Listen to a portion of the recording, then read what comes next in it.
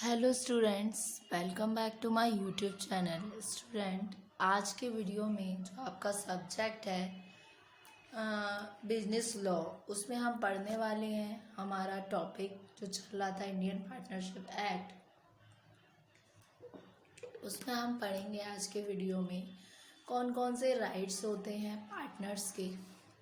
ठीक है, rights and duties क्या होती हैं पार्टनर्स की, उसके बारे में हम डिस्कस करेंगे।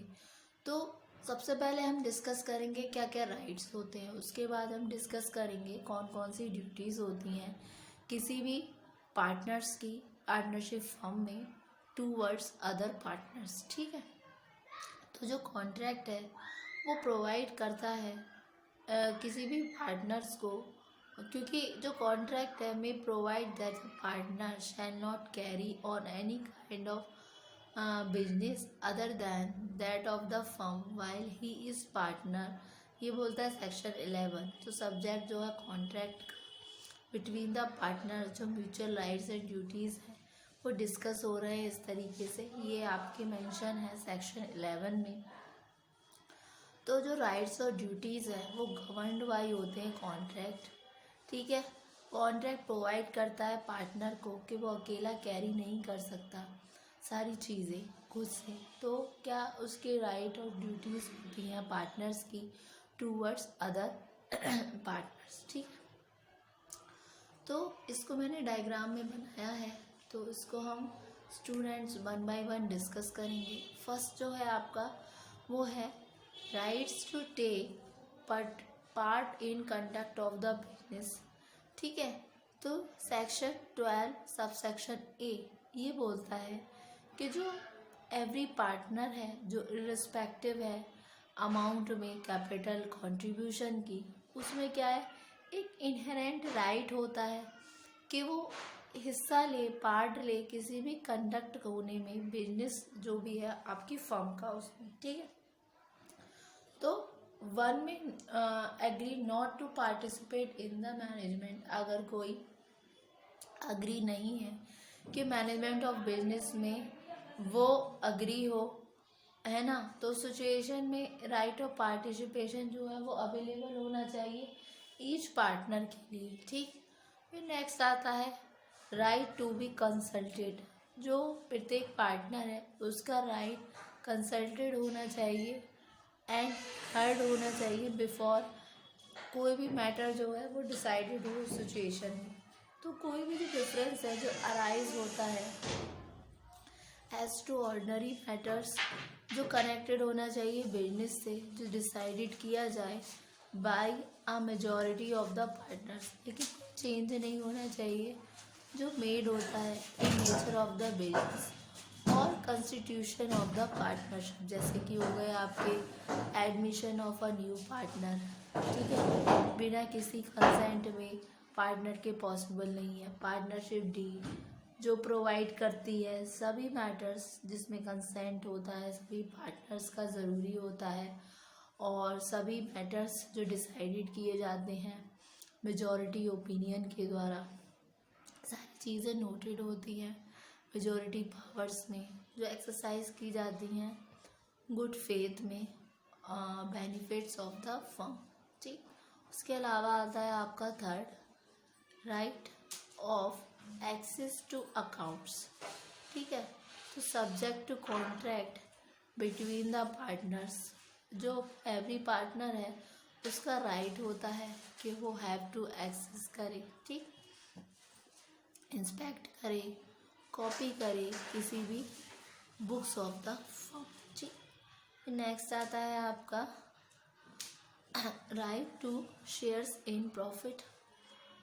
किसी भी एब्सेंस में एग्रीमेंट की पार्टनर्स जो है वो एंटाइटल्ड होता है शेयर करने के लिए इक्वली प्रॉफिट्स जो भी अर्न कर रही है आपकी फर्म, वो लायबल है कंट्रीब्यूट करने के लिए प्रॉफिट के साथ साथ जो भी शेयर्स है उसको इक्वली वे में। तो यहाँ पर एक राइट ये भी निकल कर आता है कि वो right to share in profits, जैसे कि किसी पर्सन ने या 3 पार्टनर्स है कंपनी में, तो उनको 3 लाख का प्रॉफिट हुआ। ठीक है, 3 लाख का प्रॉफिट हुआ, तो सिचुएशन में जो पार्टनर है तो 3 लाख में 1-1 लाख तीनों पार्टनर्स पे पड़े, तो सिचुएशन में 3 लाख वहाँ हुए तो 1-1 लाख करके तीनों पार्टनर को मिला, यानी कि right to share in profits. तो ये पार्टनर का राइट है, ठीक। फिर आता है right to interest on capital. Partnership agreement में एक कंटेंट होता है, ठीक है, वो एक क्लॉज होता है कि क्या राइट्स होते हैं पार्टनर के क्लेम करने में, जो भी इंटरेस्ट होते हैं कैपिटल में एक सर्टेन रेट का होता है। तो ये इंटरेस्ट इसका वो होता है बिटवीन द पार्टनर्स, जो पेबल होते हैं ओनली प्रॉफिट में से, ठीक है, जो अगर कोई कंपनी अर्न कर रही है, फर्म अर्न कर रही है सिचुएशन में, ठीक है। फिर आता है right to receive.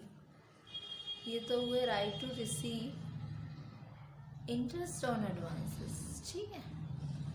Partnership agreement में जो है कोई भी पार्टनर बनाता है, पर्पस जिसका होता है बिजनेस फर्म का होता है, अगर कोई एडवांस है beyond the amount of capital तो वो एंटाइटल्ड है कि उसको इंटरेस्ट मिले उस एडवांस का, जो कि अ रेट ऑफ 6% पर है, ठीक है। फिर आता है आपका right to the use of partnership property. ये क्या है, एक राइट ये भी होता है कि जो प्रॉपर्टी होती है फर्म की वो मस्ट बी हेल्ड है और यूज़ की जाती है पार्टनर्स के द्वारा exclusively for the purpose of the business और ऑफ द, ठीक। फिर आता है राइट टू बी इंडेमनीफाइड। जो एवरी पार्टनर होता है, जो भी पार्टनर है पार्टनरशिप फर्म में, उसका राइट है तो वो इंडेमनीफाई बाय द फर्म हो इन रिस्पेक्ट ऑफ पेमेंट्स, जो payments made and liabilities incurred by him, ठीक। उसके अलावा नेक्स्ट आता है आपका right to stop admission of a new partner. जो एवरी पार्टनर है उसका राइट है कि वो प्रिवेंट कर सके इंट्रोडक्शन को किसी भी न्यू पार्टनर का फर्म में बिना कॉन्सेंट में। जितने भी पार्टनर्स हैं, 4 पार्टनर हैं सपोज कीजिए, अगर 4 पार्टनर्स में से कोई एक पार्टनर चाहता है कि वो किसी न्यू पार्टनर को एडमिट कर ले फर्म में, उसको एडमिशन हो जाए किसी न्यू पार्टनर का, तो सिचुएशन में पॉसिबल तभी हो पाएगा भी सभी पार्टनर्स का म्यूचुअल कॉन्सेंट होगा, सभी पार्टनर्स अग्री करेंगे उस 5th पर्सन को एंट्री करने के लिए। अगर उनमें से कोई पार्टनर अग्री नहीं है इस तरीके की सिचुएशन में, तो क्या है वो मतलब उसको राइट है किसी भी पार्टनर को उनमें से कि वो स्टॉप कर सके एडमिशन पे किसी भी नए पार्टनर के, ठीक है। फिर नेक्स्ट आता है आपका राइट टू रिटायर। ये क्या है, जो एवरी पार्टनर है उसको राइट है कि वो रिटायर हो कंसेंट से सभी पार्टनर्स के, ठीक है। और पार्टनरशिप फर्म के केस में बीइंग एट बिल या किसी नोटिस के द्वारा effect to all the other partners, ठीक है। फिर नेक्स्ट आता है आपका right not to be expelled, ठीक। ये क्या बोलता है, जो एवरी पार्टनर होते हैं उनका राइट होता है not to be expelled from the firm by any majority of the partners, ठीक है। फिर आता है right of outgoing partner to carry on competing business, ठीक है। फिर कोई भी आउटगोइंग पार्टनर है वो कैरी ऑन करता है जो बिजनेस compete होते हैं with that of the firm और एडवर्टीज़ करते हैं इस बिजनेस का, लेकिन बिना यूज़ किए फर्म का नाम और रिप्रेजेंट किए अपने आप को, ठीक है। Carry business of the firm, ठीक। तो right of outgoing partner to carry on competitive business, फिर आता है आपका right of out partner to share subsequent profit. इसमें क्या सब्सिक्वेंट प्रॉफिट, जहाँ कोई भी पार्टनर अगर डाइड है या cease to be a partner है, सरवाइव कर रहा है, कंटिन्यू कर रहा है पार्टनर को कैरी ऑन करने के लिए business of the firm, property के साथ फर्म के बिना किसी फाइनल सेटलमेंट्स के अकाउंट्स की। तो सिचुएशन में क्या है, जो भी सेटलमेंट है और आउटगोइंग पार्टनर एस्टेट का, वो रिप्रेजेंट करता है अपना ओपिनियन, और राइट जो होते हैं शेयर ऑफ प्रॉफिट के, वो मेड होते हैं he see to be a partner as में भी एट्रीब्यूटेबल होता है यूज़ करने के लिए अपने शेयर को प्रॉपर्टी ऑफ द फर्म के। इसमें इंटरेस्ट होता है एट द रेट 6% पर एनम का on amount of his share in the property of the firm. ठीक, नेक्स्ट लास्ट पॉइंट आता है इसका right to dissolve the firm. अगर पार्टनर के पास राइट है, वो डिसॉल्व कर सकता है पार्टनरशिप को सभी पार्टनर्स की सहमति के द्वारा। लेकिन जहाँ पार्टनरशिप एट विल होती है, वहाँ पर फर्म डिसॉल्व की जा सकती है सिर्फ पार्टनर के द्वारा, जहाँ पर नोटिस राइटिंग में होता है, सभी पार्टनर्स को और उसकी इंटेंशंस के बारे में पता होता है, और ये डिसॉल्व की जाती है फर्म। स्टूडेंट्स, ये था आज के वीडियो में क्या क्या राइट्स होते हैं आपके पार्टनरशिप के पार्टनर्स के। ठीक है, तो rights and duties of partners एक हेड है, उसमें से आज के वीडियो में हमने पढ़ा क्या क्या राइट्स होते हैं पार्टनर्स के।